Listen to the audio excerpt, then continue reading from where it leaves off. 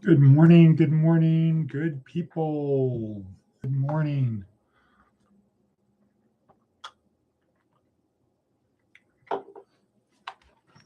Here we are another day. My name is Edward Bevilacqua. This is Department of Career Services, where our goal is to help our students and interested people navigate through this life. Well, help them best navigate through this life. This today is Monday, January 26th, 2026. This is day one of week one of our neuroscience-oriented approach to success. Day one of week one.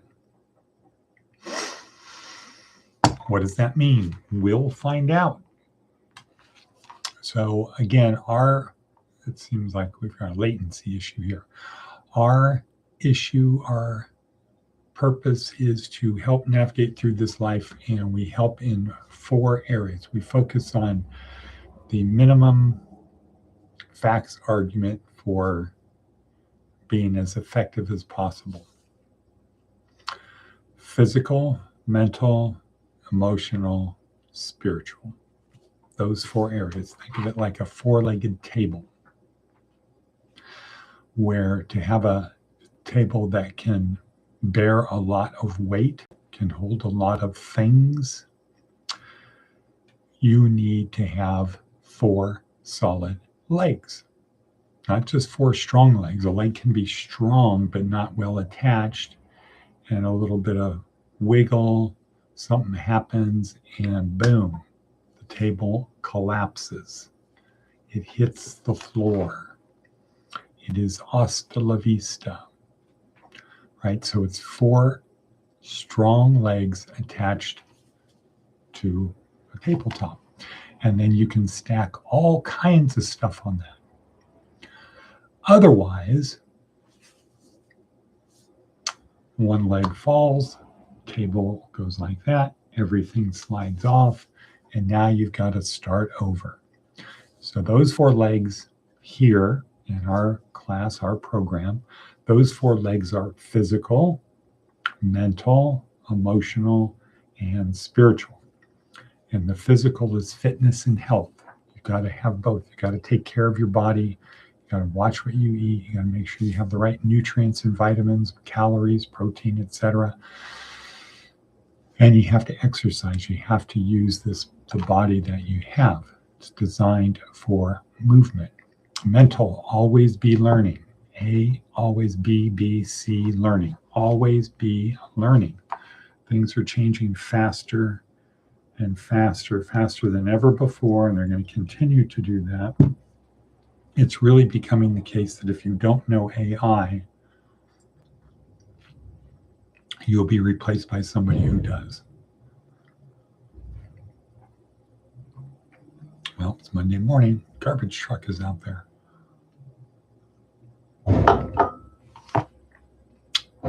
Emotions. You have to control your emotions. Having emotions that are like this, a hair trigger, someone does one thing, one little thing, innocent or perhaps not innocent, perhaps provoking. See what you're going to do. If you can't control your emotions, don't worry. Someone else will, and they'll probably take you out of the game. They'll probably take you out of the game. Right. Or you'll take yourself out of the game. And then you'll be back to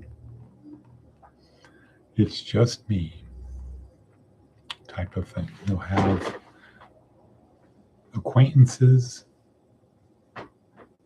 people who will take your phone calls, not people who will call you. And the spiritual, the most important part.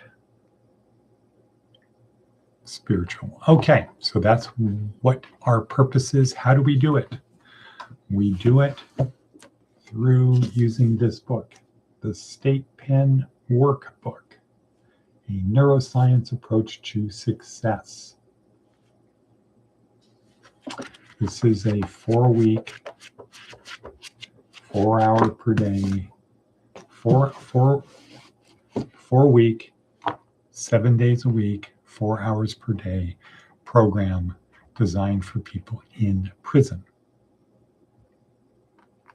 to help them move forward in life. In those 4 areas. Okay, so that's the long introduction for week number 1. What are we trying to ascend? So this is a 4-week program. This is day 1 of week 1, right?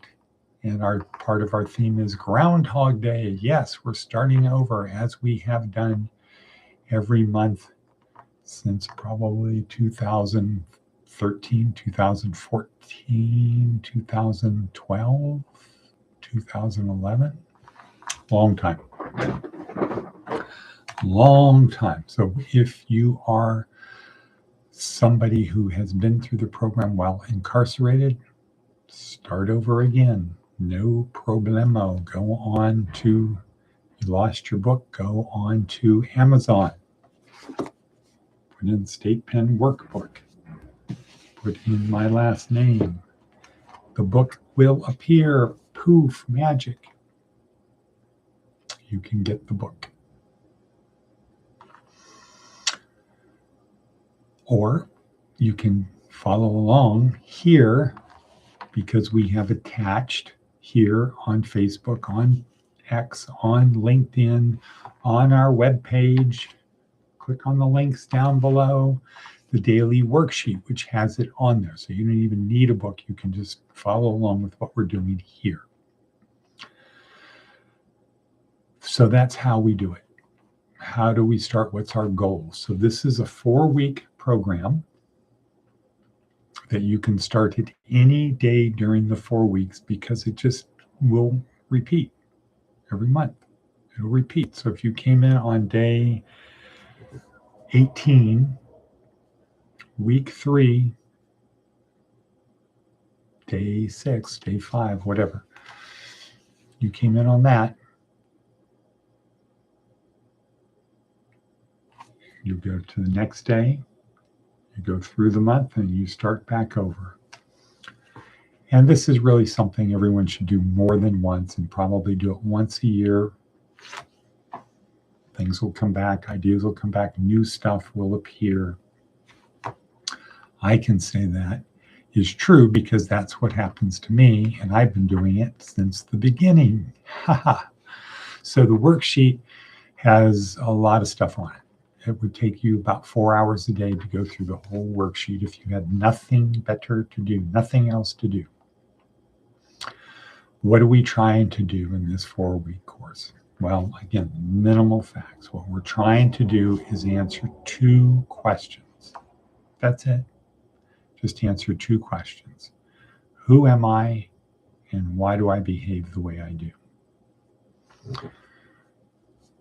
Now, those are questions we're asking from a neuroscience approach, not a psychology approach, not a sociology approach, not a spiritual approach, from a neuroscience approach. Who am I, and why do I behave the way I do? So this is one way we can describe it. Let's say you are 15, you want to learn to drive a car, your parents want to get you a car, they want you to buy a car, whatever. Having a license is important. It used to be when I was at that age. You weren't somebody if you didn't get your driver's permit. Okay. So, your parents have the ability to help you. They want you to become the best driver you can. On a non-neuroscience approach to that, good parents would probably want to hire the best driving instructor there is. And the driving instructor is going to work with you until you are the best driver you can be.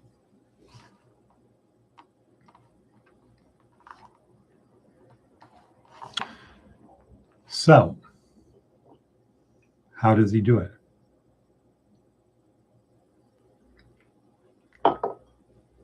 He gets you in the car and he teaches you how to drive the car. And that's what the best driving instructor will do. So when you get done, you are the best driver you can be. That's the psychology approach to answering the two questions. However, a better approach, a better way to learn to be a good driver is to learn about the car first, how a car works. How does an engine work? How does the transmission work? Learn some physics, movement. Learn that before you learn to drive the car. What? Is that Whatabebby? Wow. Glad you are there. Whatabebby 4182. I don't recognize that. Whatabebby 4182. Good. Glad to see you there. I look forward to chatting with you. What not a bevy? How are things in Fort Jacks?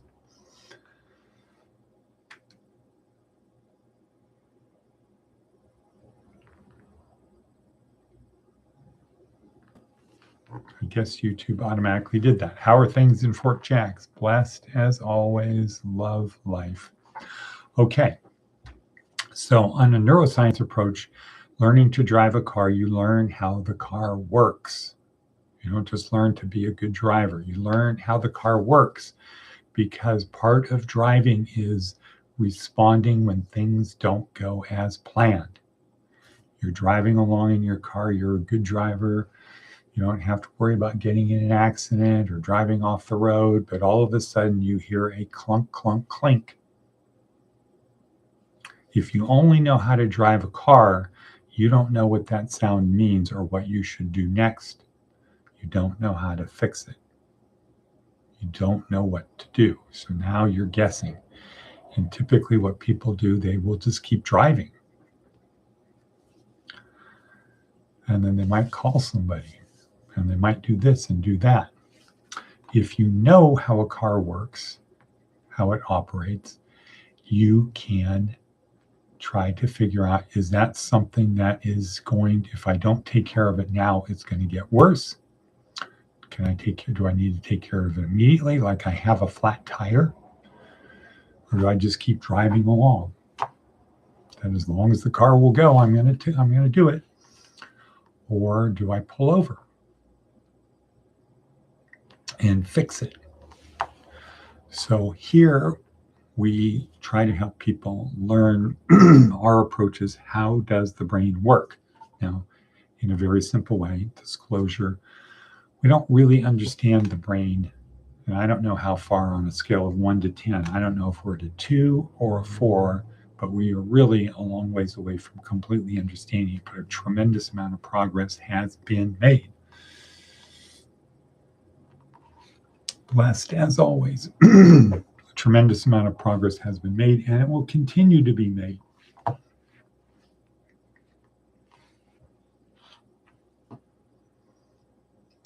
How is the weather in Fort Jacks?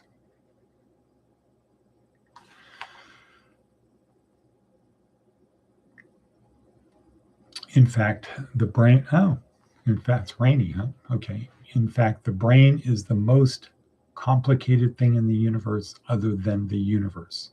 Don't really know how it works. So, day 1, week 1,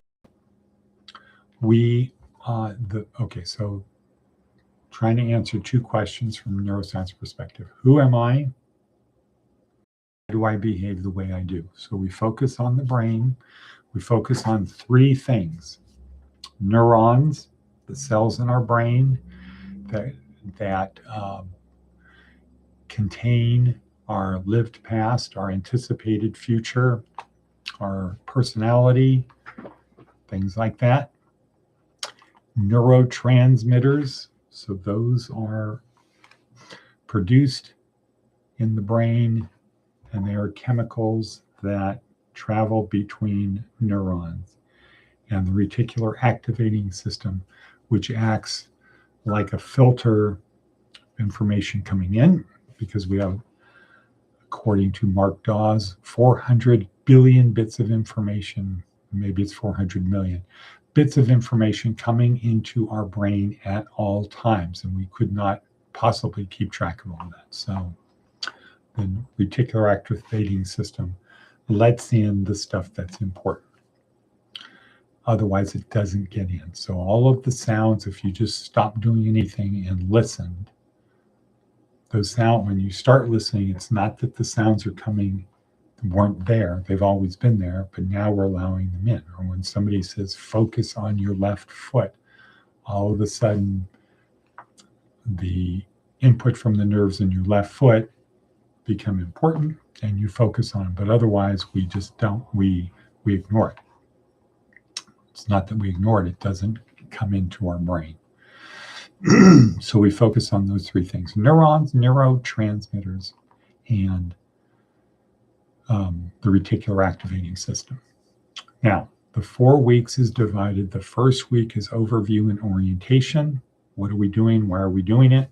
The second week is inside my skull-sized kingdom, learning about those 3 parts of the brain. The third week is, how do I get along with other people? How can I get other people to cooperate with me flexibly and in large numbers? How do I do that? Because if my life is an adventure, I need other people to help me on this adventure. And if I don't have other people helping me, it's just because I'm not doing it right. It's not because of them, it's because of me. And it might be just doing one little thing wrong. One little thing wrong. And so that's the part about a neuroscience approach, is it's science, and all we have to do is do certain things and the results will be the same. And week 4 is actually about getting people to help. So there's the week 3 would be like the theory, understanding, and week 4 is the actual doing. And we see that life is a series of ups and downs, ins and outs, etc. So it gets freezing, then warm. Okay. So when you say rain, is it a heavy rain? Is it a chubby rain?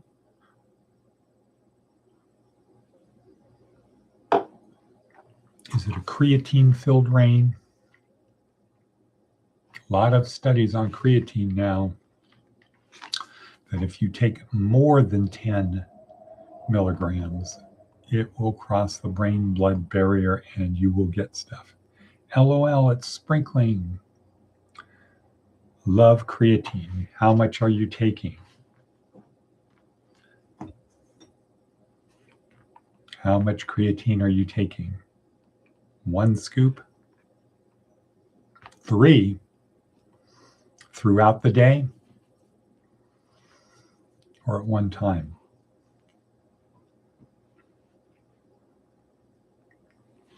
So I saw a study yesterday that said taking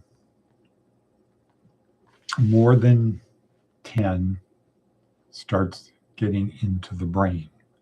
And yeah, I think it was having an excess. We've talked about this. I was taking 2, now taking 3 because you said more than 5. Oh, 10. Well, the study I saw yesterday was more than 10. A woman saying she's now taking 20.